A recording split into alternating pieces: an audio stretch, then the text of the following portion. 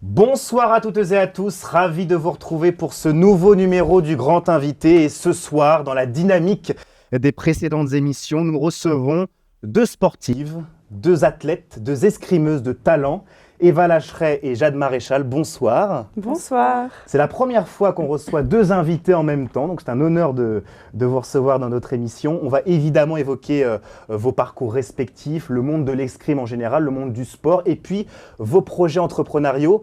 Si ça peut inspirer les journalistes de demain, la jeunesse de demain, eh bien ce sera fort salutaire. J'espère que vous serez nombreuses et nombreux à nous regarder ce soir. Évidemment, les immuables de l'émission, vous allez les retrouver. Le portrait dans quelques instants, le vrai ou faux, et puis la rubrique dans le vif à la fin de l'émission. On commence donc par le portrait. Dans le silence électrique des salles d'armes, il existe des destins qui se croisent comme des fers, avec fracas, précision et une forme de poésie brutale. Eva Lacheret et Jade Maréchal ne sont pas seulement les héritières d'une tradition séculaire. Elles sont les architectes d'un nouveau règne où l'excellence sportive se drape de modernité. Eva, c'est l'acier trempé dans la patience normande. Si son fleuret frappe avec la certitude de la foudre, sa personnalité, elle, irradie une sérénité conquérante. À 26 ans, celle qui a dompté l'arène olympique de Paris 2024 ne se définit plus uniquement par ses titres, mais par cette allure souveraine qu'elle déploie hors des pistes. Elle a compris, bien avant les autres, que le charisme d'une championne réside autant dans la pureté d'une parade que dans l'audace d'un regard porté sur le monde de l'entrepreneuriat. Elle n'habite pas seulement une tenue de sport, elle habite une ambition, celle de prouver que la sueur n'entame jamais l'élégance. À l'autre bout de la garde, Jade Maréchal incarne l'impulsion, ce jaillissement propre aux âmes qui refusent l'attente. Si Eva est la structure, Jade est le flux. Elle appartient à cette lignée de sportifs slasheurs, est capable de passer de l'intensité d'un assaut à la précision d'un montage vidéo en un battement de cils. Chez elle, la caméra est une seconde arme. En brisant le quatrième mur des réseaux sociaux, elle ne donne pas seulement à voir l'escrime, elle donne à ressentir l'effort. Elle transforme la solitude de l'athlète de haut niveau en une aventure collective où chaque victoire et chaque doute deviennent un contenu partagé, une vérité brute offerte à une génération qui ne jure que par l'authentique. La piste est un miroir qui ne ment jamais. On y entre avec ses doutes, on en sort avec sa vérité. Leur alliance est celle des contrastes fertiles. Là où Eva apporte la rigueur des lignes et la profondeur du parcours, Jade insuffle la vitesse et l'immédiateté du récit numérique. Ensemble, elles dessinent une trajectoire hybride, à la croisée du sport d'élite et de l'entrepreneuriat d'image. Elles ne se contentent pas d'attendre que l'histoire s'écrive, elles s'emparent de la plume, plutôt de la lame, pour dicter leur propre chapitre. Eva et Jade ne sont donc pas de simples athlètes en quête de podium. Elles sont les visages d'une mutation.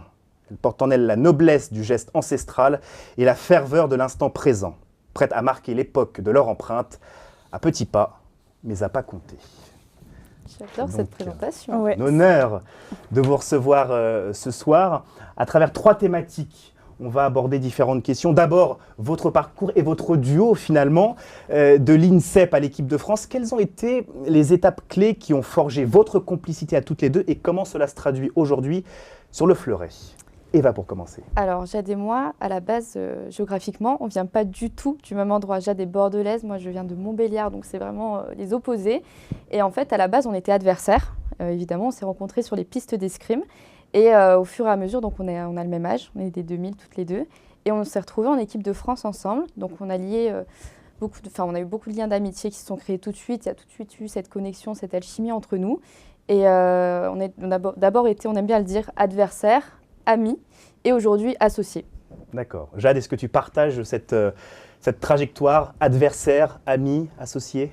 Oui, complètement, et c'est ce qui fait aussi toute l'intensité de notre relation, parce que ça nous arrive quand on est à l'entraînement d'être adversaires malgré tout, et sous le masque, on sait très bien faire la différence toutes les deux, et c'est ce qui fait aussi notre force, parce qu'on a beaucoup d'honnêteté et de transparence, et c'est aussi le fait de partager la même vie qui nous permet de mieux se comprendre, et d'aller de saisir beaucoup d'opportunités et de construire de belles choses ensemble. Donc c'est un duo très intense, mais qui nous permet d'avancer et de faire de très belles choses.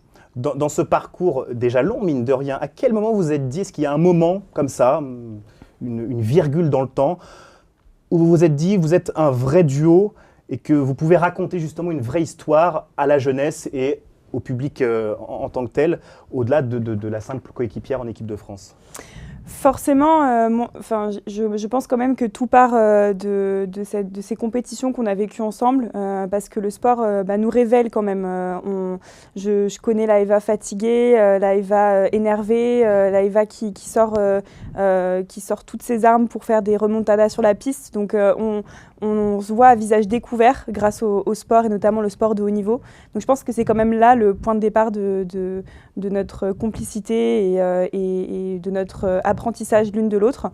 Après, je pense que les premières fois où on a fait des conférences ensemble, en duo, face à des collaborateurs en entreprise, là, ça a marqué vraiment notre capacité à transmettre à toutes les deux d'une façon différente. Et c'est d'ailleurs tout ce pourquoi on a créé cette entreprise ensemble, c'est parce qu'on a, comme tu l'as très bien dit au départ, deux personnalités complètement différentes, ce qui permet à tout un chacun de s'identifier à l'un ou l'autre de le parcours lors de nos prises de parole.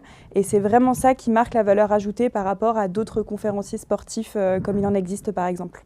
Et Eva, toi, est-ce que tu as un moment marquant, tu te souviens comme ça d'une anecdote, d'un souvenir qui a fait que ce duo s'est révélé au grand public, ou tout du moins s'est consolidé entre toutes les deux? Ouais, j'ai tellement d'anecdotes, mais sur le côté un peu entrepreneurial, je pense qu'on a toujours un peu cette fibre l'une et l'autre sans trop le savoir, parce que quand tu es jeune, tu ne le sais pas toujours.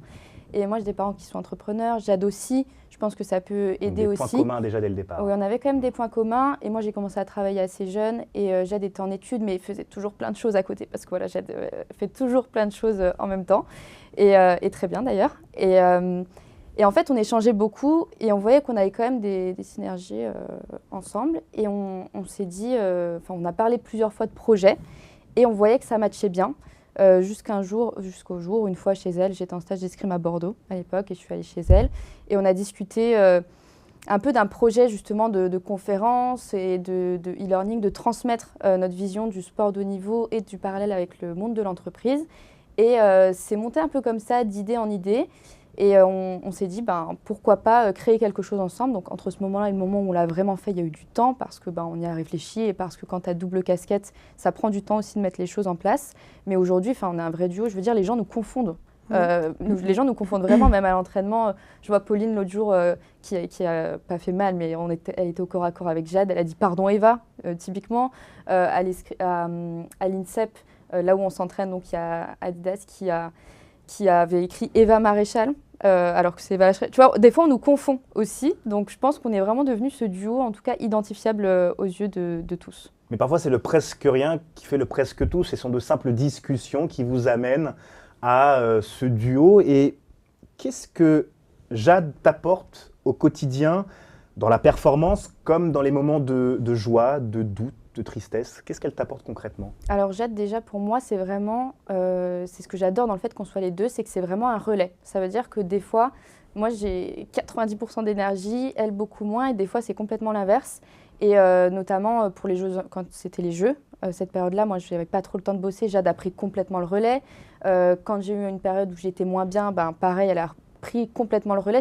On n'a pas besoin vraiment de se dire les choses, et pourtant on se les dit quand même. Elle prend vraiment ce temps de me dire, écoute, là je sens que tu n'oses pas forcément me le dire, mais que tu voudrais peut-être faire un peu moins. Mais elle le sent. Elle le sent. Elle le sent, c'est instinctif. Elle le verbalise. Là où moi j'essaie toujours un peu de tenir, etc. Et elle m'apporte vraiment ça, et ce côté un peu flux, justement, là où moi je suis très posée. Je pense qu'on se complète bien, et j'ai besoin d'être un peu stimulée aussi. Et Jade m'apporte vraiment tout ce côté-là et plein d'autres réconforts. en plus. Et qu'est-ce que Eva, du coup, t'apporte dans cette personnalité très singulière? On le ressent quand même dès le début de cette émission. Bah, tu l'as très bien verbalisé d'ailleurs au début. Moi, elle a beaucoup changé le regard que je porte sur la vie de manière générale, notamment sur sa sérénité. Moi, j'étais une boule de feu qu'il fallait vraiment canaliser, tant sur la piste que, comme elle l'a dit, dans mes multiples projets. Donc Eva, c'est quelqu'un qui est très dans la réflexion et plutôt dans l'introspection, qui sait prendre son temps et qui sait poser les choses. Donc elle m'a vraiment permis d'en apprendre plus là-dessus. Voilà, dans l'escrime, elle m'a permis d'avoir un autre regard sur moi, sur mon jeu, sur les performances. Elle m'a posé tout simplement là où moi tout était à 100 à l'heure. Et aujourd'hui, c'est passé au-delà d'une relation amicale ou entrepreneuriale. C'est vraiment plus... moi, j'ai 4 sœurs et c'est ma 5e sœur, franchement, où on partage tellement de choses et par l'intensité du sport, mais aussi par l'intensité de la vie entrepreneuriale, que on se connaît extrêmement bien et maintenant, on n'a plus besoin de parler. Donc voilà, elle m'a fait grandir, ouais. Elle t'a fait grandir. Ouais. C'est des mots forts pour le coup. Hein. Bah oui, c'est des mots forts, bien sûr. Justement, si on bascule maintenant vers le côté entrepreneurial, puisque c'est quand même le corps de ce qui vous lie toutes les deux, on sent bien qu'il y a quand même un lien humain, bien évidemment, mais il y a aussi le lien entrepreneurial. Comment est né J Unlimited et qu'est-ce qui vous a donné envie de passer de l'idée de la création à une vraie structure? Souvent, et les jeunes qui nous regardent ce soir ont beaucoup d'idées, ils ont du mal à aller vers la concrétisation de cette idée. Comment vous avez réussi à... Jade? Eh bien, au départ, moi, je faisais beaucoup de conférences, déjà pour répondre à des entreprises qui m'accompagnaient financièrement. Et je me sentais vraiment pas légitime d'avoir juste un logo sur ma tenue, surtout quand tu fais de l'escrime, ça n'a pas vraiment d'intérêt. Donc au départ, j'allais en entreprise simplement pour expliquer le quotidien des sportifs. Je voyais que petit à petit, ça inspirait à minima les gens qui m'écoutaient. Et quand j'en ai parlé à Eva plus longuement, on voulait avoir un impact ensemble sur le long terme, là où la prise de parole one shot sur un petit déjeuner pour expliquer ce que c'était que la vie d'un athlète, ça avait sa limite. On voulait insuffler un plus grand impact dans la tête des collaborateurs. Donc c'est là où on s'est dit, OK, il y a quelque chose à faire. On a commencé à créer cette formation, donc plutôt en e-learning, sur le long terme, avec 10 champions qui venaient partager 10 compétences, 10 soft skills. Et puis après, on a basculé sur un accompagnement plutôt one-one, à l'image d'un prépa mental qui accompagne un athlète. Et là, on se retrouve beaucoup, c'est dans cette partie conférence, où pour le coup, intervenir en duo, c'est tout notre ADN. Notre but, c'est de transmettre les outils qu'on utilise, nous, en tant que sportifs de haut niveau, dans nos quotidiens d'athlètes, pour que des collaborateurs les utilisent, soit dans leur vie professionnelle, bien évidemment, mais aussi et surtout dans leur vie personnelle. Et justement, Eva, comment on arrive à dégoter les premières conférences? Comment on arrive à aller chercher les premiers sponsors, les premiers contacts? Alors, il faut oser, déjà, prendre contact avec notre cible. Déjà, ça veut dire qu'en amont, on établit un petit peu notre cible, mais je pense que c'est bien de se lancer. Et justement, c'est là que Jade m'a aussi apporté beaucoup. C'est que Jade disait souvent, il vaut mieux fait que parfait. Et moi, j'ai tendance à attendre que ce soit vraiment bien, hyper parfait, bien calibré. Et Jade était plus dans, viens, on ose et on va tester. Et en fait, c'est tout simplement ce qu'on a fait. On a contacté des gens. Et après, c'est vrai qu'on a aussi cette casquette d'athlète. Donc, les gens ont aussi envie d'échanger avec nous. Et notamment pour la formation Perform. Nous, on vendait comme une formation. On a créé la boîte à 23 ans.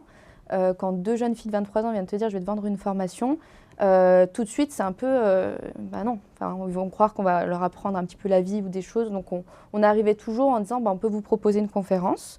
Et on le dit toujours d'ailleurs, on ne vient absolument pas vous apprendre votre métier. On vient pour vous apporter ce que nous, on connaît et qui est transposable dans votre métier pour que vous soyez soit plus performant, soit plus épanoui, soit les deux. D'ailleurs, ça va souvent de pair. Donc, on est arrivé comme ça en démarchant un petit peu des clients, aussi nos entreprises partenaires parce que le réseau, networking, c'est un peu la base. Donc, on a contacté des gens qui faisaient déjà partie de notre réseau ou qui pouvaient nous recommander des entreprises qui pouvaient être intéressées par ce qu'on allait faire, par ce qu'on proposait. Et je pense que c'est un bon point de départ parce que c'est rassurant aussi de se lancer avec des gens qu'on connaît déjà, qui nous feront des feedbacks pertinents qui nous permettent de nous ajuster. Et en plus de ça, de leur demander, tiens, est-ce que tu ne connais pas une personne qui serait intéressée par ça ? Je crois qu'on a eu 100% des réponses à chaque fois. La personne pense toujours à une ou deux autres personnes qui peuvent être intéressées. Et là, tu arrives en disant que tu es recommandé par quelqu'un m'a parlé de vous, ça peut vous intéresser. Le bouche à oreille, et tout de suite, ça connecte. Et si je peux ajouter deux choses quand même, c'est que la première, tu l'as dit, souvent on attend d'être performant ou quand on est sportif, on attend d'avoir la médaille avant d'oser et se sentir légitime de prendre la parole. Franchement, ce qu'on a bien compris, c'est qu'on a toute une histoire à raconter, tous et toutes, sportifs ou pas, collaborateurs, chefs d'entreprise. Et je pense qu'on peut tous inspirer son prochain dans un domaine, donc c'est bien ça qu'on a compris. Et deuxième chose, c'est qu'effectivement, je pense qu'avant de vendre ses produits, on est beaucoup passé par aussi des conférences, des prises de parole à titre gratuit ou à titre bénévole, parce que c'est comme ça que le réseau se fait aussi. Donc il faut savoir donner avant de recevoir, et ça, je pense que c'est important de le comprendre quand on veut monter son entreprise. Une question d'humilité donc, j'imagine, beaucoup d'humilité. On apprend aussi de soi quand on va démarcher les gens, on apprend sur sa propre personnalité. On se découvre aussi parfois, j'imagine. Est-ce que toi, tu t'es découverte le fait d'oser, tu t'es dit, waouh, je suis capable, moi, de faire ça aujourd'hui? Complètement, parce que moi, c'est pas ma personnalité. De base, j'ai beaucoup de mal déjà à parler de mon palmarès, j'ai beaucoup de mal à parler de moi, j'ai beaucoup de mal à me vendre. Je sais bien vendre d'autres choses, ça peut être des produits ou des choses qui ne m'appartiennent pas, mais me vendre moi-même, c'est compliqué parce que j'ai justement ce problème j'ai l'impression qu'il n'y a pas d'humilité justement, alors que pas du tout. Donc j'ai vraiment appris à le faire, et quand on a fait la formation, vu qu'on n'était pas directement dedans, c'était plus simple pour moi. Et en fait, aujourd'hui, c'est vraiment à force de faire. Encore une fois, on a fait des conférences et encore ce matin, on en a fait une. Et c'est aussi une réflexion qu'on nous a faite. On nous a dit, mais vous n'avez même pas parlé de votre palmarès en arrivant, vous êtes venu, vous avez transmis vos outils, c'était hyper inspirant. Et du coup, moi, j'ai aucun problème avec ça parce que j'ai l'impression d'apporter quelque chose aux gens. Et encore une fois, j'ai aucun problème à faire les choses gratuitement certaines fois parce que j'estime que ça va m'apporter pour plus tard. Et on l'a fait beaucoup au début, on le fait encore. Je le fais pour mes entreprises aussi qui sont partenaires et mécènes. Et en fait, à force de faire, tu te perfectionnes, tu deviens meilleur. Donc, tu te sens aussi plus légitime. Et quand tu le fais, tu es plus à l'aise et ton humilité est toujours là, mais au moins tu arrives avec une certaine confiance en toi. Mais quand tu parles de ton palmarès, quand tu n'en parles pas justement, est-ce que c'est par peur de ne pas oser ou parce que tu as la lucidité de te dire, voilà, ça peut être parasite dans le développement de mon propos, dans quelques conférences que ce soit? Non, c'est vraiment moi qui ai beaucoup de mal à le faire, d'où la force du duo, parce que Jade n'hésite absolument pas à m'afficher, entre guillemets, à dire que je ne veux pas en parler et à le faire pour moi. Mais maintenant, je suis un peu plus à l'aise aussi parce que j'ai été championne d'Europe l'an dernier. Et en fait, c'est vrai que j'attends toujours d'être un peu plus légitime pour pouvoir dire ce qu'il en est. Et donc, aujourd'hui, je sens que j'ai un peu plus de légitimité dans mon sport. Ça ne veut pas dire que j'en avais pas avant, mais je me sens plus légitime en tout cas d'en parler. Donc, ça m'arrive de le faire en présentation. Je le glisse un peu plus ou moins subtilement parce que je ne vais pas m'étaler dessus. Mais j'ai plus de facilité à le faire aujourd'hui. Et justement, toi, Jade, est-ce que tu la pousses vers cette confiance en soi? Tu lui dis, voilà, tu devrais plus en parler, tu devrais plus te mettre en avant, pas te vendre, parce qu'il y a un côté objet qui est complètement qui est inhumain, mais voilà, te mettre en avant, te gagner en confiance en soi. Est-ce que tu participes aussi à cela Je trouve que la conférence, c'est une certaine forme de thérapie, c'est ce que je dis toujours, parce que quand tu prépares une prise de parole, tu essayes de mettre des mots sur des mécanismes complètement inconscients. Et donc forcément, ça te fait travailler sur toi-même, comment tu réfléchis, tes émotions, tes sentiments. Donc quand on a commencé à travailler ensemble avec Eva sur les conférences, forcément ça l'a amené à devoir sortir de sa zone de confort, verbaliser ses performances, ses ressentis. Donc moi j'ai vraiment vu un avant-après aussi Edge Unlimited, que ce soit même dans ta personnalité, dans sa personnalité à Eva. Et oui, forcément, je la pousse parce que moi, je suis trop fière d'elle et je pense que, c'est quand même c'est pas commun faire les jeux, c'est pas commun de gagner des médailles et c'est important non pas pour l'histoire des médailles, c'est important parce que je sais et quand on est sportif, on sait par quoi on passe. pour participer à des Jeux Olympiques, pour gagner un titre de championne d'Europe. C'est pas vraiment la médaille en soi, c'est vraiment le parcours. Et c'est ça que je souhaite mettre en avant dans nos prises de parole. Lorsque je la pousse à évoquer ce palmarès-là, c'est de dire, bah voilà, elle est passée par tous ces hauts, tous ces bas, et voilà où ça peut nous mener. Oui, c'est une façon pour moi de lier. C'est vrai que je le remarque quand tu le dis, c'est qu'en fait maintenant je le dis, mais parce que je le lie à une anecdote. Je ne me présente pas forcément comme telle, parce qu'en fait, Jade peut en témoigner d'ailleurs, en fait moi je m'en fiche complètement des médailles. Alors j'aime bien gagner, etc., mais je ne suis pas attachée à l'objet, je ne suis pas attachée au palmarès. Moi je ne fais pas du sport pour ça, je le fais parce que j'apprends tellement sur moi, j'aime aussi gagner, j'aime la compétition. Mais je me rappelle du moment, elle peut en témoigner. Moi, les médailles, il y en a la plupart, je ne sais pas trop où elles sont. Une autre partie est dans ma chambre à l'INSEP. L'autre jour, Jade m'a un peu disputée parce qu'elles étaient en boule dans un petit tiroir de la chambre. Et moi, je ne suis pas attachée à ce genre de choses. Donc, en fait, ça ne me vient pas à l'idée de me présenter comme telle. Je préfère raconter l'histoire et ce que ça m'a apporté et ce que je peux transmettre aux autres parce que je n'aime pas parler exclusivement de moi. Et justement, dans cette transmission d'histoire, dans cette transmission à travers le public qui vous regarde à chaque conférence, est-ce qu'il y a des mots-clés qui reviennent? Est-ce qu'il y a des mots-clés à chaque conférence que vous mettez en avant toutes les deux pour... De la part du public, tu veux dire au niveau des questions ou nous? Les deux, de votre part d'abord, quels mots-clés vous mettez en avant, s'il y a comme ça des références, et puis le public en retour, qu'est-ce qu'il vous apporte et quels sont les retours qu'il vous apporte? Est-ce qu'il y a des mêmes retours à chaque fois ou alors des... Oui, souvent ça se ressent parce que tout le monde a un petit peu, c'est aussi ce qu'on dit, c'est qu'on vit un peu tous les mêmes quotidiens, même si on peut se dire les sportifs de haut niveau sont complètement à part. C'est sûr qu'on a des vies à part, mais on peut tout à fait faire les parallèles. Et nous, ce qu'on aime bien transmettre, c'est un petit peu cette réalité du terrain. Et on a notamment une slide c'est un iceberg, où j'aime bien montrer que souvent l'image qu'on a des sportifs, c'est des gens hyper motivés, persévérants et qui sont un peu des super-héros. Et en fait, il y a beaucoup de choses qu'on ne voit pas, et notamment des choses qu'on travaille nous au quotidien, notre gestion de l'équipe de vie, notre gestion du stress, notre gestion de l'échec, toutes ces choses que nous, en fait, on travaille qui ne sont pas innées. Alors c'est sûr qu'il y a des domaines sur lesquels on est chacun un petit peu meilleur à la base, mais c'est vraiment toutes ces thématiques, c'est des mots clés qui reviennent, et on aime bien aussi dissocier ce côté justement performance et réussite, la définition même de la performance et de la réussite. Et on aime bien challenger le public aussi là-dessus, d'avoir un petit peu son retour avant d'expliquer pour nous ce que c'est cette performance et cette réussite. Et c'est tout à fait ce qu'on dit, c'est que c'est pas que les médailles, c'est pas que gagner la compétition, parce qu'il y en a qu'un qui gagne au final, ça veut pas dire que tous les autres sont nuls. Et on aime bien donner notre propre définition, et souvent on explique que c'est vraiment un chemin sur lequel on récolte plein de choses, plein de compétences, plein d'anecdotes, plein de souvenirs, et aussi quelques médailles par-ci par-là qui permettent de souligner un petit peu l'effort et toutes ces années, j'ai pas envie de dire sacrifice parce que c'est pas le mot, mais ces années de choix pas toujours évidents.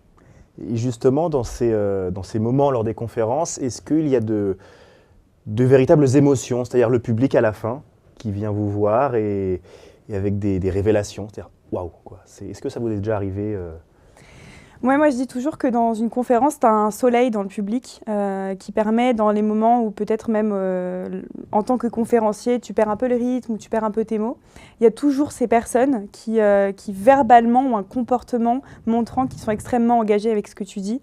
C'est ces personnes qui hochent la tête, qui vont sourire, qui vont montrer des yeux brillants. Et c'est toujours, il y en a toujours quelques-uns en face de nous, et c'est ces personnes-là qui te donnent de la force. Et c'est souvent même ces personnes qui vont venir te voir très rapidement à la fin de ton intervention et qui viennent te poser d'autres questions. Et c'est d'ailleurs dans ces moments-là, et c'est pour ça qu'on aime bien rester de manière informelle, comme on le dit souvent avec Eva, parce que prendre la parole devant tous ses collègues, c'est pas forcément facile pour poser des questions. Donc on sait automatiquement qu'on doit rester après, à l'issue de notre conférence, pour avoir ce temps d'échange. Et c'est là où ils viennent nous poser des questions parfois plus intimes, parfois très corrélées à leur quotidien, à leurs problématiques qu'ils rencontrent. Et là, on voit qu'on a un impact encore plus grand. Je prends l'exemple ce matin d'une collaboratrice maman qui me témoignait que sa fille faisait du tennis et que ça l'avait parlé à plusieurs reprises, qu'elle voyait des parallèles. Et ça, pour nous, c'est inspirant parce qu'on sait que notre message va avoir un impact indirect sur des personnes qui n'étaient même pas là dans notre conférence, parce qu'elle va peut-être voir la performance d'une manière différente, plus comme un chemin, non pas comme une course à la médaille. Donc, elle va agir elle-même différemment sur ses enfants. Moi, je trouve qu'on a un impact sur les petits parce qu'on impacte les parents. On va forcément avoir des résultats et des répercussions sur les enfants. Et ça, personnellement, c'est un peu ma quête secondaire et je trouve ça très intéressant. Et on a plein aussi, enfin moi, ça m'arrive de recevoir des messages, même de personnes à qui j'ai fait une conférence il y a 2 ans, parce que, je sais pas, il y a une personne, une fois, je me rappelle très très bien, qui m'avait dit, je sais pas, suite à cette conférence, j'ai envie de me remettre au sport, alors que c'est pas forcément l'objet de la conférence, mais ça l'avait inspirée de cette façon-là. Et j'avais reçu un message, 1 an ou peut-être 2 ans plus tard, en me disant j'ai repris le sport, je voulais encore te remercier pour cette conférence aujourd'hui, ou même qui nous disent en fin de conférence, là ça m'a vraiment parlé, ça a fait écho et on sent, tu vois, qu'ils sont très inspirés, très engagés, très motivés et en fait ils te transmettent cette énergie et même nous, c'est pas des moments qui nous fatiguent entre guillemets, donc c'est sûr que c'est pas un moment reposant, mais c'est des moments qui sont aussi ressourçants pour nous. Donc on aime bien cet échange en conférence parce que nous aussi on s'imprègne de cette énergie du public entre guillemets, en tout cas des collaborateurs qui sont présents et qui nous témoignent toujours à la fin.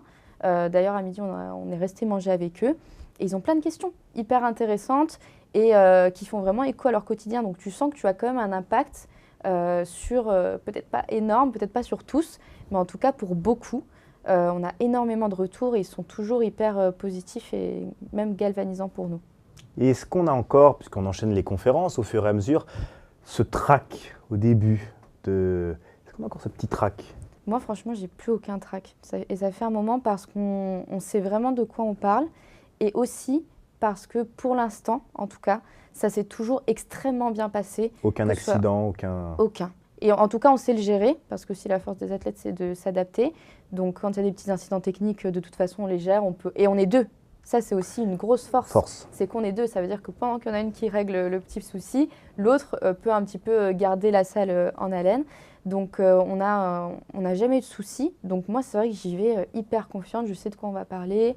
Je sais que ça va logiquement bien se passer, que tout le monde en ressort toujours content et inspiré.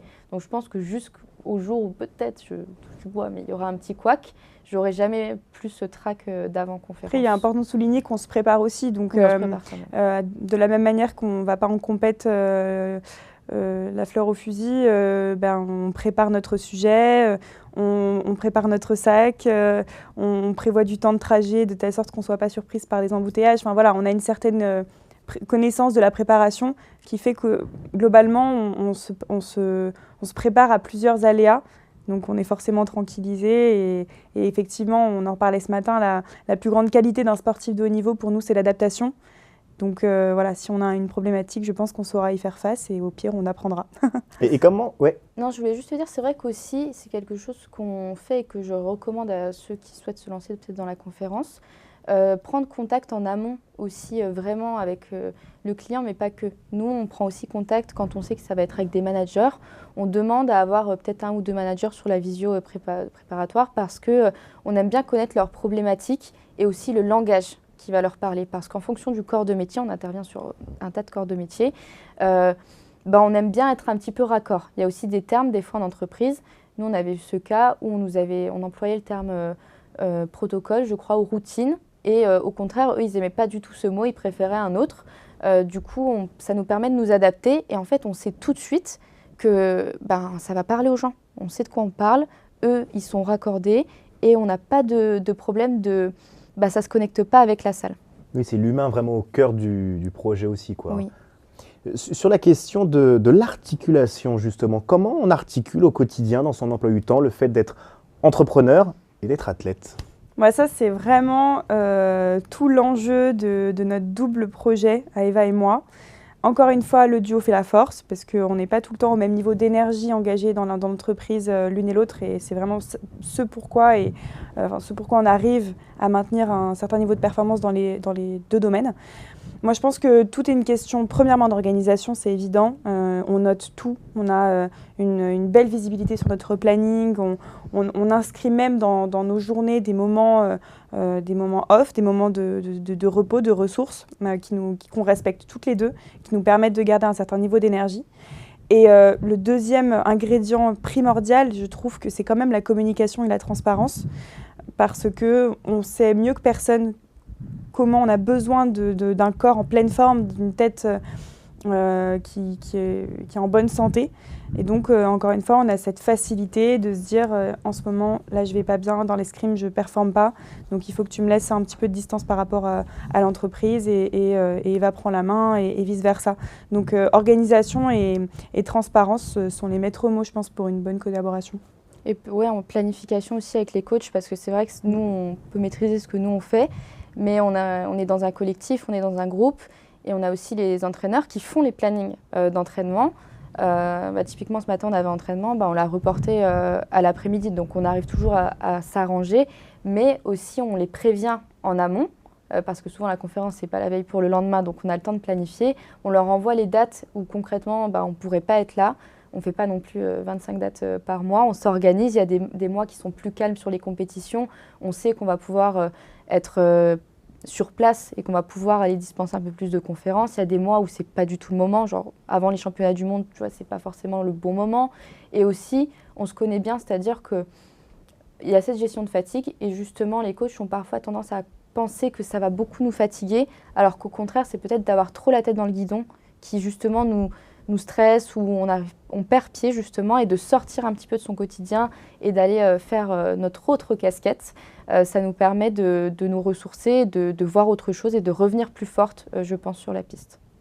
Oui, justement, il y a quand même un quotidien qui s'articule et c'est compliqué aussi, mine de rien, parce qu'il y a la fatigue. Enfin, à un moment donné, le physique, ok, le mental, mais le physique prend le pas aussi sur le mental. Et quand le corps ne réagit plus, on ne peut pas faire grand-chose. Dans ces moments-là, c'est peut-être déjà arrivé, comment tu le gères ?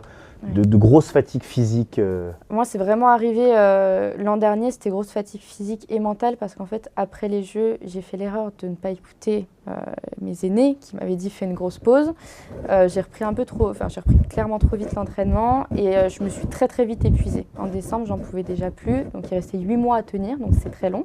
Et en fait, c'est même les coachs en février qui m'ont dit de rentrer chez moi ou de partir en vacances, mais ils m'ont dit on ne veut plus te voir à la salle parce que ça ne va pas du tout. Et à ce moment-là, j'ai aussi pris mes distances un petit peu avec l'entreprise parce qu'en fait, j'étais plus capable. Physiquement, j'étais arrivée à un état de fatigue trop énorme. Je passais mes journées à dormir. Fallait vraiment que mon corps récupère. Et à ce moment-là, c'est tout l'avantage d'être deux. C'est aussi qu'on peut... On est un peu les mêmes, donc on n'est pas des clones non plus. Mais je veux dire, on peut se splitter le travail et prendre le relais, comme je le disais tout à l'heure. Et à ce moment-là, on peut aussi, et c'est l'avantage d'être ses propres patronnes, c'est qu'on peut décider de couper complètement. Pendant 2 mois, j'ai pas de problème, et Jade non plus, on n'a pas de problème à se dire, écoute, là, vraiment, je suis épuisée. Je ne peux pas gérer 2 choses en même temps. Donc là, pendant ce mois, je n'ai pas envie de faire des conférences. Si tu peux en faire seule, vas-y. Si tu ne peux pas, on en fera plus tard, ce n'est pas un souci. Et notamment, on a déjà voulu lancer quelques projets qu'on a parfois reportés d'1 mois ou 2 parce que ce n'était pas notre bon moment, soit à l'une, soit à l'autre. Et on respecte vraiment ça. Et comme le disait Jade tout à l'heure, on respecte aussi même sur des laps de temps plus courts, sur une semaine. D'une semaine à l'autre, on est plus fatigué ou moins, en fonction de l'entraînement, en fonction de nos vies personnelles aussi, parce que ça a un impact. Et on respecte vraiment ces temps de repos qu'on s'impose. Moi, je respecte complètement les temps de Jade. Et alors, des fois, il y a des exceptions, mais je pose la question. Et si c'est non, c'est non. On essaie vraiment de gérer notre fatigue à la manière d'athlète de haut niveau. Tout simplement. Et dans ce gros moment de fatigue l'année dernière, j'imagine évidemment que tu étais là pour elle, comme on l'a dit tout à l'heure. C'est la vraie valeur des amitiés, finalement. C'est là où on reconnaît la vraie valeur de l'amitié, je crois aussi, et la vraie valeur de l'humain. On va maintenant passer à notre rubrique vrai ou faux, qui ce soir va un petit peu changer. Je vous ai annoncé toutes les deux, avant l'émission, en off, un vrai ou faux. Mais je vais changer complètement. Puisque je me suis dit qu'on va renforcer l'interactivité avec toutes les deux, puisque c'est la première fois, je le répète, que nous avons 2 invités. Et donc, on va... je vais vous poser des questions ouvertes. C'est-à-dire que je vais vous poser des questions et puis vous allez répondre sur des passions communes, etc. C'est mieux qu'un vrai ou faux, assez fermé, c'est plus interactif. Alors, Eva, j'adore les jeux. Hein. Oui, j'adore les jeux, là je trépigne. C'est ça justement, il y a un aspect un peu jeu assez sympa, on peut rigoler. Quelle est votre plus grande passion en dehors de l'escrime à toutes les deux? Il faut que moi je Eva. réponde pour Eva elle. d'abord et Jade ensuite. Mais je oui. peux répondre pour elle ou je réponds pour moi? Ah bah réponds. Ah bah tiens, je te prends au Nouveau mot. jeu. Réponds pour elle. On invente des jeux en direct, On mesdames, invente des messieurs. jeux. Un pour elle et toi pour elle. Sa plus grande passion? Alors, j'aurais pu le dire de manière plus élégante, mais j'aurais dit manger. Manger. Dans la cuisine, tu aimes la cuisine? Tu veux qu'on repasse au jeu de... Non, au non, jeu c'est très précédent? bien. Non, mais tu aimes bien... Je pensais que tu allais dire la cuisine, mais manger, visiblement, c'est Bah, Il y a ce que manger, vraiment, il y a l'aspect. Alors, je il sais y a pas faire la l'aspect cuisine, cuisiner, manger. elle cuisine extrêmement bien. Mais elle mange Mais bien tu aussi. apprécies déguster des bons plats, aller dans des Tout à fait. restaurants. Voilà, si je veux faire plaisir à Eva, je lui propose d'aller dans un bon restaurant. Et elle ne se prive pas. Quand même, on reste raisonnable, on est Oui, sportif. mais bon, quand même, il y a quand même le côté gourmandise. J'aime bien manger. Bien En manger. tout cas, j'aime pas aller au resto et que ce soit pas excellent. Le côté Voilà. fast-food, non. Pas du tout. Non. Ah ouais, là, par J'aime contre. pas ça du tout. Ok. et C'est vrai que j'aime manger, bien c'est pas le bon cuisiner. terme. T'aimes bien Non, la c'est cuisine. pas- La gastronomie, la haute Déguster. Non, et j'aime beaucoup cuisiner. Je pensais Voilà. que tu allais partir là-dessus, mais je prends. Ouais, c'est c'était ok. la globalité. Et Jade, sa passion dehors, alors Jade a multicasquette, donc elle a plein de passions évidemment, mais je pense que sa passion numéro 1, c'est vraiment de faire des jeux et d'organiser des jeux. Ah Typiquement, on part ensemble en vacances, elle organise une Olympiade avec plein de jeux. On est là pour se reposer, mais elle aime beaucoup. Voilà, on peut pas avoir de temps vraiment off, même à l'aéroport. On est assise, on est tranquille. Ah, même à il l'aéroport. faut lancer un jeu. Voilà. D'accord. Elle adore faire des jeux. Mais d'où ça te vient, cette inspiration pour... J'ai une grande Le famille, jeu. j'ai une grande famille déjà, et puis je trouve que dans le jeu, tu rigoles, tu découvres l'autre différemment. J'aime beaucoup l'ambiance que créent les jeux. Vous La jouez cohésion. beaucoup dans la famille depuis Oui, toute beaucoup petite? de jeux de société, et je trouve, en fait, je suis très fédératrice. D'accord. Moi, je suis passionnée par les victoires en équipe. Je trouve que c'est ça qu'on retient le plus finalement, parce que c'est des souvenirs qui sont à jamais marqués dans nos vies, et je trouve que pour qu'un collectif gagne, il faut être une seule et même équipe avec une forte cohésion, et pour ça, il n'y a pas de secret, il faut fédérer à fond, et j'aime bien revêtir ce rôle-là. Tu confirmes? Ah, je confirme complètement. Elle se connaît bien. Elle se connaît bien. Si Eva devait se faire un tatouage, lequel serait-il?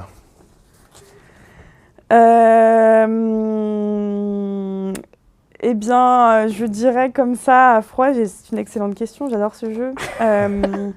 Tu l'as inventé. Hein. Je- Tu l'as inventé. Tu as C'est vrai la que maternité de ce J'adore jeu. mon jeu. Si Eva devait se faire un tatouage, peut-être que ce serait une petite chocolatine.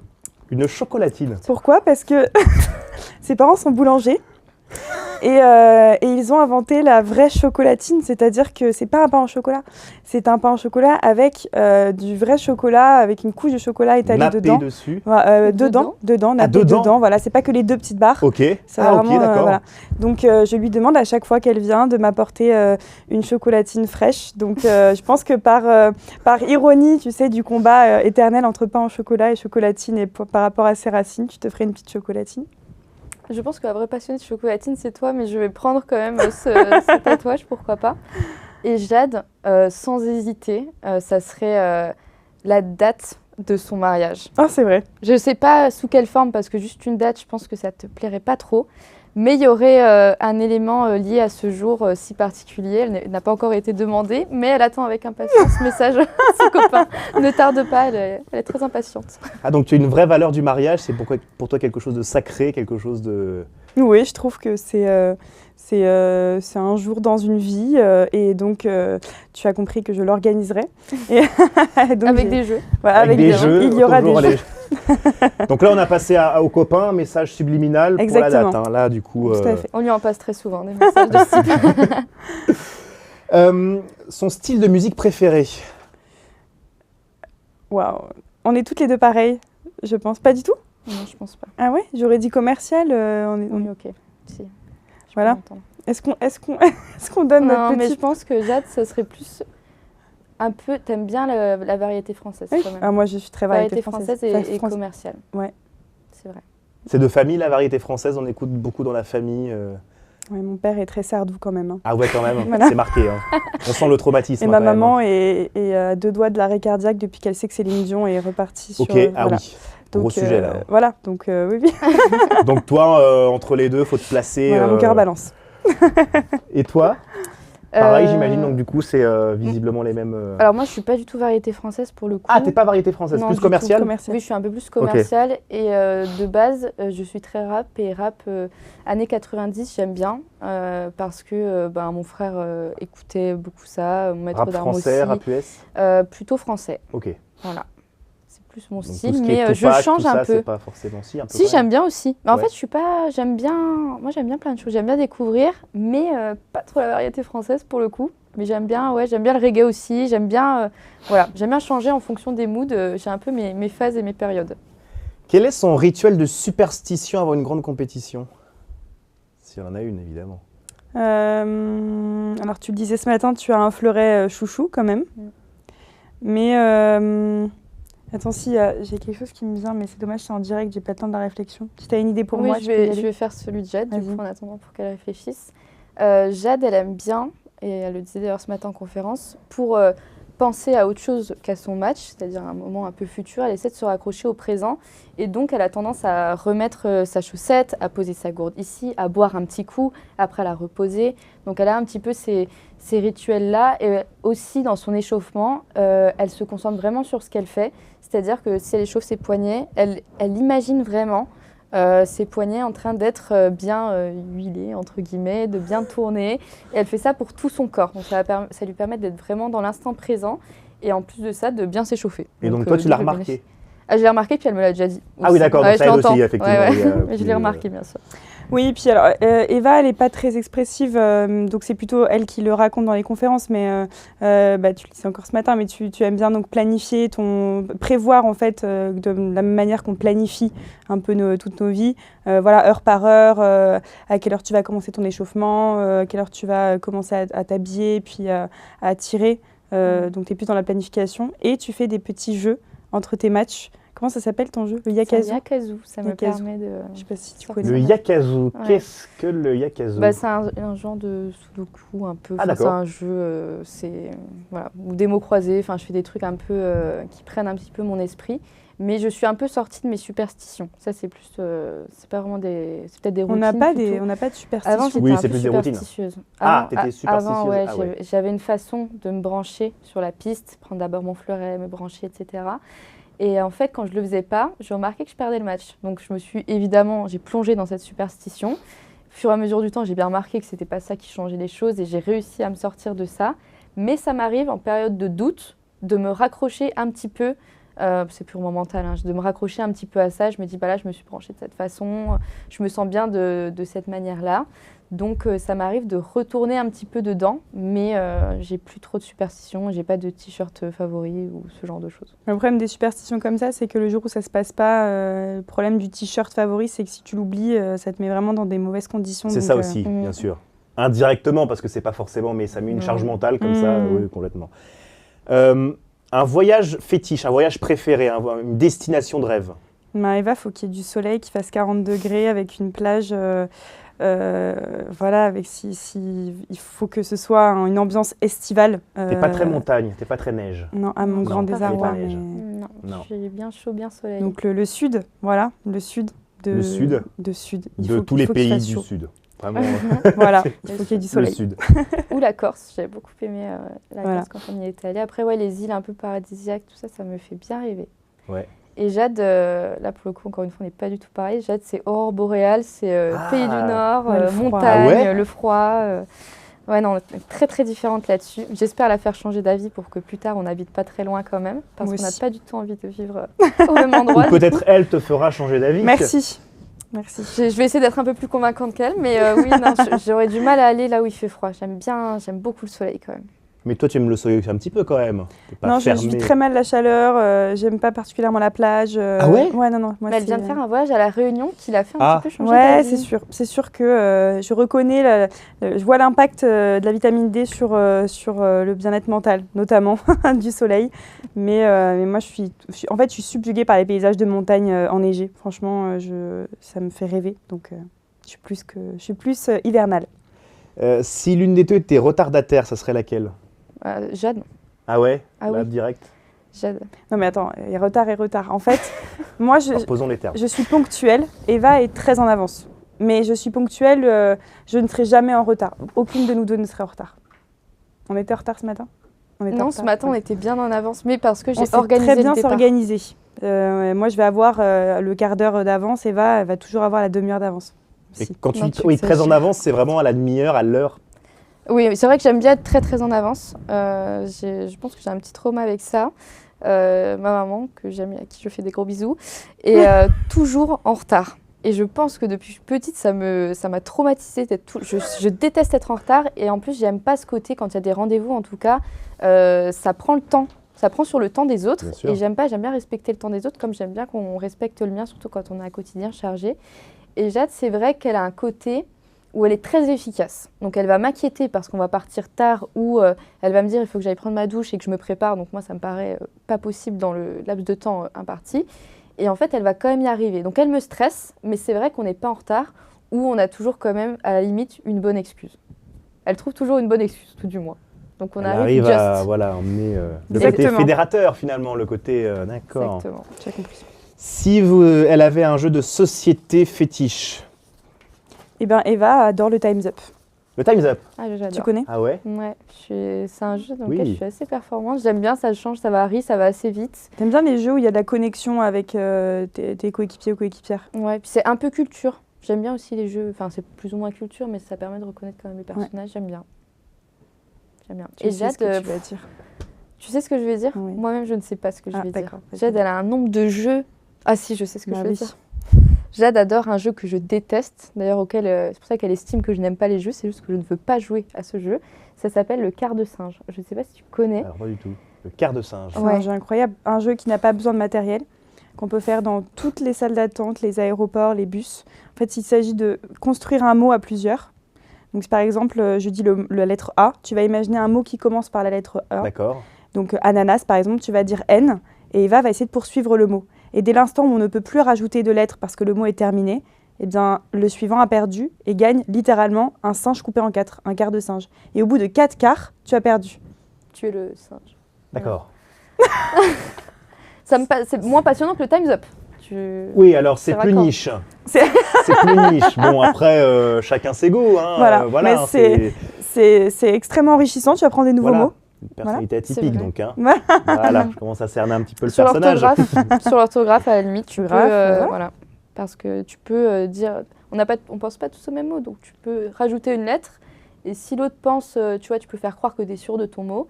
Et donc la personne suivante peut y croire et rajouter une lettre et perdre, alors qu'en fait c'est toi qui aurais pu perdre avant. Donc c'est pas si nul que ça en a l'air, mais c'est pas non plus le top des jeux. Oui, ça te passionne pas des masses. Hein. Je sens quand Personnellement même, non, mais hein, ça voilà. passionne Jade, donc Tu l'aimes je suis beaucoup, prête mais à pas jouer. ce point-là non plus. Ouais, ah, quand même. tu joues quand Je même. joue des fois, je Tu joues joue. des fois. Des fois, pas Des tout le fois, temps non pas plus. vraiment. Deux dernières questions. Son film préféré? Tu penses que je sais? Bah non, parce que moi-même j'ai un petit souci, c'est que j'ai du mal à faire des choix. Ah. J'ai du mal à choisir, j'ai pas de couleur préférée, de film préféré, de musique préférée, parce que j'aime bien plein de choses. En tout cas, j'irai sur un film d'action pour J'irai- toi. Ouais, oui, j'aime bien en tout cas les films d'action. C'est Ok. sûr que j'aime bien les films d'action. Pas les romans à l'eau de rose. Pas trop, Pas trop. mais je peux en aimer certains, mais ouais, c'est pas vers ce genre de film que je pars tout de suite. Mais puis aussi, j'ai tendance à aimer un peu la dernière chose que j'ai vue. Donc là, récemment, j'ai vu Ce que le jour doit à la nuit. J'ai beaucoup aimé ce film. Donc pour l'instant, c'est un peu le film auquel je pense. Donc je vais dire que c'est mon préféré du moment. Mais ça peut vite changer. Donc elle n'aurait pas su. Et je ne connais absolument pas le tien. Mon genre? Romantique. Voilà. À l'eau de rose. Très très Elle a beau. vraiment Elle des aime sauts de beaucoup. Elle est romantique. très fleur bleu Jade, mais je saurais pas. Peut-être si tu le dis, je peux peut-être me dire Mon oui. film préféré, c'est Nos étoiles contraires. Ah oui, non, je l'aurais pas eu. Tu l'apprends ce soir? Je l'apprends Voilà. ce soir. Tu vois, on Merci, apprend merci encore à se d'organiser découvrir. ce temps. Waouh. Voilà, de Pour ce jeu. fédérateur, Merci de pour ce jeu. rencontres. Oui. Voilà. D'accord, romantique à l'eau de rose. Donc, Voilà. c'est marrant parce qu'à chaque réponse, c'est vraiment des personnalités très différentes. Hein, sur Mhm. quasiment toutes les réponses, mais les opposés s'attirent. Voilà. Finalement, c'est le climax de cette émission. On se rend Exactement. compte que. Et se complète bien. Et se complète bien. Exactement. Le métier, dernière question. Si vous n'auriez pas fait d'escrime, vous auriez fait quoi comme métier? Un métier fétiche? Vas-y, Jade, lance-toi. Eh bien, peut-être que Eva, elle tiendrait son restaurant de brunch, un brunch sain, Donc on ne trouverait pas de burger frites ou alors ce serait un burger avec un pain spécial et une protéine particulière avec des œufs, des boissons avec du matcha, du oubé, voilà, un brunch très sain avec une très très belle ambiance. Voilà, je pense que ça lui correspond bien et je pense que ce sera peut-être une de ses casquettes après. Ouais, Qui sait? Qui sait? Non, mais c'est vrai, ça fait très bobo comme description. Mais Oui, c'est ce que je me suis dit. Bon, ok. Non, mais c'est vrai que j'aime bien ce côté boulangerie. En fait, mes parents donc, ont une boulangerie et j'ai toujours dit que je ne ferais jamais ce métier. Et en fait, là, ils vont quand même arriver bientôt en retraite et bientôt vendre la boulangerie. Et je sens que ça va me manquer. Je sens le petit pincement. Donc je me dis pourquoi pas. Et en fait, je me rends compte aussi, pour parler avec plein de gens, que tout le monde adore les boulangeries. C'est vraiment un endroit un peu passion pour tout le monde. Et j'aime bien ce côté d'apporter de la bonne humeur et du bonheur dans le quotidien des gens. Donc pourquoi pas faire une boulangerie. J'aime bien les brunchs. J'ai découvert ça en devenant un peu parisienne. Mais j'aime bien. Donc pourquoi pas. Et autour de quelque chose de sain. Parce que j'ai découvert une naturopathe qui s'appelle Marie et qui m'a beaucoup aidée dans mon quotidien, dans ma performance aussi, dans la gestion des cycles de femmes, etc. Et voilà, je pense que pourquoi pas, je ferai ça. Et j'avais bien envie de faire sage-femme aussi, mais ça, c'est plus compliqué de concilier avec l'escrime. Donc voilà, c'était un peu mes deux métiers que je ferai peut-être plus tard, on ne sait pas. J'aurai une autre vie après l'escrime. Et Jade, qu'est-ce qu'elle aurait fait si ce n'est... si, wedding planner. Wedding planner. Organisation, mariage. Ouais. Parfait. Et je pense que ça, c'est très bien que tu fasses ça, parce que ça tirait très très bien. Mais ton mariage, tu vas l'organiser, pas besoin. Là, c'est du coup Ce sera humain. mon premier test. Et j'imagine déjà des idées, déjà des trucs peut-être déjà préparés. Tu aurais peur. Si on faisait une émission là-dessus et que tu regardais mon téléphone, tu aurais peur. Ah oui, à ce point-là. D'accord. Mais j'imagine que vous en avez déjà parlé toutes les deux. Enfin, il y a quand même une... Oui, moi j'ai les infos. Si Thomas a besoin d'infos, je peux lui transmettre. Voilà. Donc n'hésite pas à accélérer niveau demande. Hein, voilà. Question d'amitié, évidemment. Sur la dernière rubrique de l'émission, déjà merci pour ces moments cette petite virgule fort agréable et qui apporte du relief pour le coup à l'émission. Sur l'escrime, là on va vraiment parler sport et transmission. Qu'est-ce que l'escrime vous a appris à toutes les deux sur l'entrepreneuriat, donc la prise de décision, le leadership, la gestion de l'échec. Voilà, qu'est-ce que l'escrime a de particulier et ce que vous a apporté l'escrime? Moi, vraiment, le message principal que m'a appris ce sport, c'est que tu vas essayer des centaines de touches et que tu vas réussir qu'un tout petit pourcentage. Et le parallèle, je le fais dans notre monde entrepreneurial. Nous, on est complètement d'accord et OK d'envoyer plein de demandes, de démarcher plein d'entreprises et d'avoir des refus, de ne pas forcément convertir notre demande tout de suite. Et ça, c'est vraiment grâce au sport parce que je sais qu'il faut essayer. Qu'on peut réussir dans le meilleur des cas. Et si on échoue, on prend des infos, on corrige le message commercial et on touche une autre cible. Voilà, moi, c'est principalement ce que ça m'a appris premièrement. Ouais. Moi, j'ai du mal à faire un choix, comme je le disais, j'ai du mal. Mais je vais dire l'adaptabilité. Parce qu'on est vraiment dans un sport où on a en face de nous, à l'escrime, tu as autant de styles de jeu que de personnalités. Et tu as en face de toi un adversaire, de l'un à l'autre, c'est complètement différent ce qui se passe sur la piste. Même avec un même adversaire, dans le même match, il se passe des choses vraiment différentes. Donc tu es constamment obligé de t'adapter. Les décisions sont prises en un quart de seconde, c'est hyper rapide. Donc prise de décision aussi, mais je vais rester sur l'adaptabilité. On a aussi, on doit beaucoup s'adapter dans notre quotidien également. On a dû s'adapter quand on avait l'école en même temps, quand il y a l'entreprise en même temps. Et sur la piste, tu as vraiment, entre la touche et le moment où tu reviens à ta ligne de mise en garde pour retourner au combat, tu as 5 secondes. Tu peux essayer de rallonger un peu le temps des fois, mais tu as au maximum 5 secondes, on va dire. Donc c'est très rapide, ce côté où tu dois vite t'adapter, vite comprendre ce qui vient de se passer et vite agir en fonction d'eux. Donc moi, c'est vraiment ce côté adaptabilité que je mettrais en première ligne. Et qu'est-ce que l'escrime apporte qu'un autre sport ne pourrait pas apporter justement? Qu'est-ce qu'il y a de particulier, de singulier dans l'escrime? Nous, c'est vraiment, je pense, ce côté prise de décision rapide et réflexe aussi. Le réflexe, beaucoup, oui. On a beaucoup de réflexes.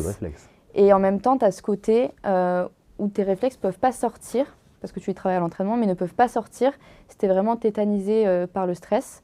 Donc, quand tu es libéré de ça, tu as vraiment ce côté réflexe à fond et tu as un petit peu cet état de flow, voilà, tu as travaillé ça à l'entraînement, tu sais pas exactement ce que tu fais, mais tu prends des décisions hyper rapidement.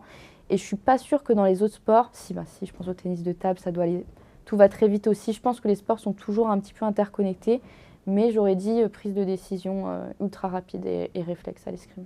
Tu partages ? Je partage évidemment. Je rajoutais quelque chose qu'on retrouve dans d'autres sports de combat, mais il y a cette notion de respect qui pour nous est très très importante. On doit respecter l'adversaire, l'arbitre, et si on ne le fait pas, on est sanctionné. Et je trouve que c'est un sport qui est très attaché à cette élégance, notamment de par son histoire assez forte, notamment française.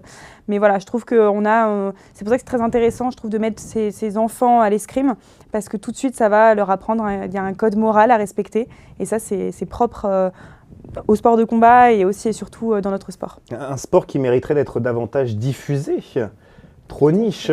C'est très niche, mais parce que c'est difficile à voir. Ça va très vite pour le grand public. Moi, notamment, mes parents, ça fait quand même 16 ans que je fais de l'escrime. Si je les mets devant un de mes matchs, aujourd'hui, c'est trop difficile pour eux de comprendre ce qui se passe. Alors, ils ont compris les lumières, le score qui monte, etc. Et au Grand Palais, c'était plein. Le Grand Palais était plein pour les Jeux. Quelle exposition pour le coup. Et quel engouement aussi, mine de rien. On a eu un véritable engouement. Et même les personnes qui étaient là, donc les règles étaient expliquées sur place, mais ça va tellement vite que c'est difficile à voir. Donc en fait, je trouve que c'est la beauté de notre sport, c'est qu'on, même quand on ne comprend pas, qu'on ne comprend rien concrètement au sport, on l'admire quand même beaucoup. Et les gens adorent quand on dit qu'on fait de l'escrime, ils sont tout de suite un peu embarqués, ils disent « moi j'adore ce sport, je l'ai vu aux Jeux Olympiques ». Ils aimeraient potentiellement en voir plus. Mais alors je pense qu'on pourrait quand même diffuser un peu plus tout ce qui est championnat, essayer d'avoir des commentateurs qui expliquent bien ce qui se passe sur la piste. Mais en fait, quand c'est compliqué à comprendre, c'est forcément un peu moins télévisuel, c'est moins facile à médiatiser. Mais je trouve ça bien aussi on a souvent de double casquette aussi dans l'escrime, vu que c'est pas médiatisé, il n'y a pas trop d'argent, etc. Donc tu es souvent obligé de faire des études ou un boulot à côté. Et je trouve qu'il y a énormément d'escrimeurs qui font des projets hyper intéressants en parallèle. Et justement, les médias, comme tu peux avoir, permettent de mettre ça en lumière et ça permet de montrer un petit peu le sport sous une autre facette, et en tout cas les sportifs qui le pratiquent. Et comment ça vous est venu d'ailleurs, question toute bête et elle arrive en fin d'émission, mais c'est aussi... comment ça vous est venu l'escrime, toutes les deux? C'est la même raison, c'est assez amusant. Moi, j'ai une sœur qui faisait de l'escrime, Eva avait un frère qui faisait de l'escrime, elle en a un peu parlé. Voilà, c'est principalement toujours comme ça qu'on arrive dans ce sport. En tout cas, c'est souvent familial ou alors parce qu'il y a un club en bas de chez toi. Donc, on voulait toutes les deux suivre les pas de nos frères et sœurs. Et des parents derrière qui accompagnent aussi? Ah oui, beaucoup. Ouais. Toi, tes parents ont énormément accompagné. Moi, avec la boulangerie de mes parents, c'était plus compliqué. Ils ne sont jamais trop venus en compète. Et alors, c'est pas une superstition pour le coup, mais ils avaient hésité à venir aux Jeux Olympiques, par superstition justement par eux-mêmes, en disant on n'est jamais trop venus, ça marchait bien, imagine, on vient et ça te perturbe et finalement c'est peut-être mieux qu'on ne vienne pas. Donc ils sont venus quand même et je suis très contente parce que ça a fait un super souvenir à partager avec eux. Mais c'est vrai que tout ce qui est logistique, nos tenues d'escrime, nos mamans qui les lavaient, nous emmenaient tous les soirs ou 3 soirs par semaine à l'entraînement. Ça c'est dans tous les sports, les parents qui soutiennent derrière. Je pense que s'il n'y a pas de parents... tu peux pas. En fait, déjà, tu peux pas trop te déplacer. Financièrement, ça coûte de l'argent aussi. Tu pars en compétition, tu as de l'autonomie. En même temps, tu as comme tes parents qui te soutiennent. Et moi, j'ai vraiment beaucoup de chance avec ça parce que j'ai des parents vraiment exceptionnels et qui pareil, qui sont pas immiscés du tout dans ma carrière et qui, même aujourd'hui encore, quand je pars en compétition, ils me disent, ils m'encouragent, ils me disent bisous, etc. Mais que ça se passe bien ou mal, ils ne me posent pas la question. Ils attendent que ça vienne de moi si je veux en parler. Aussi, j'imagine. Oui, ils n'osent pas, ils ont peur que ça puisse me déranger d'en parler. Donc ils attendent que ça vienne de moi et si ça vient de moi, là ils commencent à poser des questions. Mais ils m'ont toujours soutenue, ils ne m'ont jamais dit là c'est dommage, pourquoi tu n'as pas réussi, etc. C'est très important, je trouve, les parents, il y a un vrai rôle. De toute façon, l'environnement a un énorme impact sur la performance et sur notre façon de la gérer. Ouais, je rejoins Eva, il n'y a pas d'athlète sans parents. Ce sont les premiers supporters, les premiers fans, et ils le resteront généralement toute la vie. Mais au niveau logistique, c'est grâce à eux qu'on est là. Moi, j'ai des parents qui sont énormément donnés dans les trajets. On habitait loin de mon club. Financièrement aussi, c'est les premiers investisseurs dans ton projet. Je pense que ils ont une part très très importante dans notre performance, notamment par l'éducation. Voilà comment l'athlète qu'on est aujourd'hui, c'est le reflet de l'éducation que les parents nous ont donnée. Je suis très travailleuse parce que mes parents m'ont toujours appris à énormément travailler et la notion de travail est forte dans notre famille. Donc voilà, je pense qu'on est le reflet de l'éducation de nos parents en tant qu'athlète également. Et voilà, c'est très important d'avoir un soutien. Et je pense que c'est aussi primordial à un certain moment, et c'est là où c'est tout le challenge pour moi des parents, de savoir à quel moment justement prendre la distance, à quel moment on devient un accompagnateur et non plus un guide, un accompagnateur et non plus le parent assez protecteur, parce que on grandit, on peut prendre de l'aisance et de l'autonomie grâce au sport, parce que très tôt on voyage, on doit faire nos valises toutes seules et partir à l'étranger, se débrouiller. Donc le sport, ça c'est forge aussi, une maturité aussi, j'imagine, qui est salvatrice pour l'avenir. Complètement. Dernière question avant notre toute dernière rubrique. Une question, on va parler d'avenir. Toute simple cette question. Votre prochain cap sportif, entrepreneurial, les deux. Quel est ton prochain cap sportif et ton prochain cap entrepreneurial? Alors, entrepreneurial, j'imagine que ça va être lié, mais sportif. Alors le grand cap, nous on vit sous Olympiade. Donc le grand cap, c'est évidemment les Jeux Là, on est à la moitié, on est quasiment à la moitié. Exactement. Là, c'est évidemment les Jeux de Los Angeles en 2028. Mais d'ici là, on a tous les ans des championnats d'Europe et des championnats du monde. Donc là, en juin, il y a les championnats d'Europe qui ont lieu à Antony, donc en France. Ah d'accord, pas très loin d'ici. Pas très loin. Et les championnats du monde au mois de juillet. Donc pour nous, c'est vraiment des échéances clés parce qu'à chaque fois, c'est des moments hyper importants pour aller chercher des médailles, que ce soit en individuel ou en équipe, sachant que la qualification olympique démarre en mai 2027. Donc c'est pas si loin que ça. Tu vois, c'est dans un an à peu près. Donc tu vois, ça va très très vite. J'ai l'impression que Paris, c'était hier. Donc voilà, le grand cap, c'est Paris. Mais d'ici là, c'est vraiment ces mini-échéances, ces mini-steps. C'est comme des championnats. Et avant ça, tu as encore les Coupes du Monde. Là, je pars mercredi prochain en Coupe du Monde au Caire. D'accord. Et donc pour les Jeux Olympiques, objectif médaille? Objectif médaille. En tout cas, pas tant médaille, mais j'ai envie de dire plutôt, c'est sur une journée, il peut tout se passer. Donc c'est vraiment d'arriver avec un statut de favorite, parmi d'autres hein, évidemment. Mais ça veut dire que tu as, au fil des années, tu as été dans ce top mondial. Et après le jour J, il se passe ce qui se passe, tu ne peux pas toujours tout maîtriser. Mais au moins, tu es arrivé en étant un athlète un peu complet et qui a performé vraiment en termes de résultats dans son sport. Ne pas avoir de regrets. Et j'imagine aussi apprendre beaucoup de soi. Ah oui, c'est un dans chemin. Dans la gestion, dans être fier de ce que l'on est. Et j'ai la chance de les avoir déjà fait une fois et d'avoir appris avec des filles qui l'avaient déjà fait. Donc elles m'ont transmis plein de choses sur place, j'étais pas perdue. Et j'ai aussi envie un peu d'avoir peut-être cette transmission si j'y suis avec une personne qui les aura peut-être jamais fait. Et justement ce lien. Et donc faire ce lien et les vivre autrement parce que je pense que tout jeu est unique et ceux de Paris en tout cas je pense que c'était vraiment vraiment vraiment unique. Et toi Jade? Sur le plan sportif, nous on est drivés, moi je suis drivée par les Jeux de 2028. C'est important d'avoir un objectif fort pour justement faire ses choix quotidiens, rythmer ta vie d'athlète. Moi j'ai un autre challenge qui est de revenir dans la cour des grands, si je peux imaginer ça comme ça. Moi j'ai eu un an de croisée, un an de pause qui m'a éloignée des pistes pendant une saison. Donc là, mon rôle, c'est un peu la course à la performance pour retrouver un nombre de points qui me fera retrouver le chemin des Coupes du Monde de manière régulière. Donc c'est tout le challenge que je suis en train de remonter, d'essayer de réussir cette année. Et après, en ligne de mire, les Jeux de 2028 qui restent une ambition très très forte et qui est l'événement à ne pas rater quand tu es escrimeur. C'est là où on veut tous performer parce que c'est dans cette épreuve-là qu'on est sous le feu des projecteurs. Donc c'est ce qui me motive au quotidien. Et sur l'entrepreneuriat? Alors sur l'entrepreneuriat, c'est de développer toujours l'entreprise. Et je crois que donc là, ça fera 3 ans en octobre, donc on va dire que ça fait 2 ans et demi. Je crois qu'on aime bien être challengé aussi et faire de nouveaux projets. Je crois que c'est vraiment la création de nouveaux projets qu'on aime beaucoup. Donc je ne peux pas deviner quels seront les prochains projets lointains. Mais en tout cas, actuellement, c'est vraiment ce côté accompagnement one-one avec des managers, des leaders un petit peu en entreprise et continuer à développer les conférences. Nous, c'est hyper ressourçant pour nous. On aime beaucoup faire ça. Jade va passer son DE de maître d'armes à partir de septembre prochain.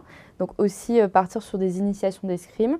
Et voilà, on a plein de projets à ce niveau-là. Mais ouais, je ne sais pas où on sera dans quelques années, mais sur les prochains mois, en tout cas, c'est ce qu'on veut mettre en place. Mais en tout cas, de l'ambition, de la détermination et toujours. Un cap que l'on tient sans regret et sans... voilà. Exactement, en s'adaptant. En se donnant aucune limite et en s'adaptant, bien évidemment. Dans le vif, c'est la toute dernière rubrique de cette émission. Je vais leur poser une question. Elles auront 1 minute pour y répondre. C'est la même question que je vais leur poser. D'abord à Jade, puis ensuite à Eva. Jade, la caméra est ici. Quel conseil d'escrimeuse entrepreneuse, finalement, donnerais-tu à une ou un jeune qui rêve de tout concilier ? Très bien. Et bien, le conseil que je te donnerais, si tu as envie de réussir des objectifs, ce serait de t'attacher à ta passion, à te demander pourquoi tu veux réaliser cet objectif.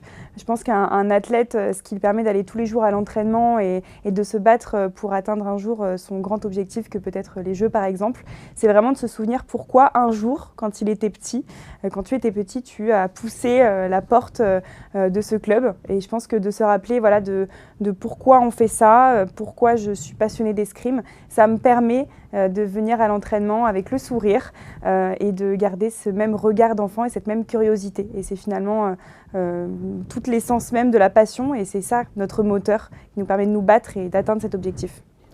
Eva, même question, la caméra est ici. Alors, pour concilier plusieurs projets, moi je dirais tout d'abord qu'il faut croire en soi, il faut vraiment oser. Je crois que l'année où on a fait le plus de choses, c'était l'année olympique, donc c'est l'année où normalement on aurait dû se focus sur un seul projet. Aujourd'hui, je me demande encore comment on a réussi à faire tout ça, et tant qu'on ne le tente pas, on ne sait pas de quoi on est capable.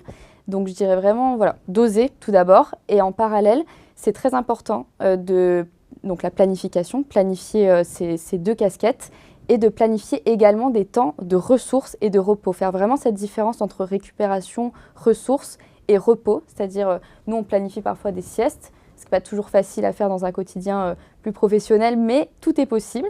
Et aussi des temps qui nous ressourcent, c'est-à-dire que partir sur un week-end, faire quelque chose qui nous fait vraiment plaisir ou faire des choses qui prennent un tout petit temps dans la semaine, mais je le planifie et je le mets en place et je m'y tiens comme à une tâche plus importante qui serait très boulot. Donc voilà, planification, récupération et ressources. Voilà. Eh bien merci Eva, merci Jade pour cette belle émission. On a tenu les temps, ça c'est une très bonne nouvelle.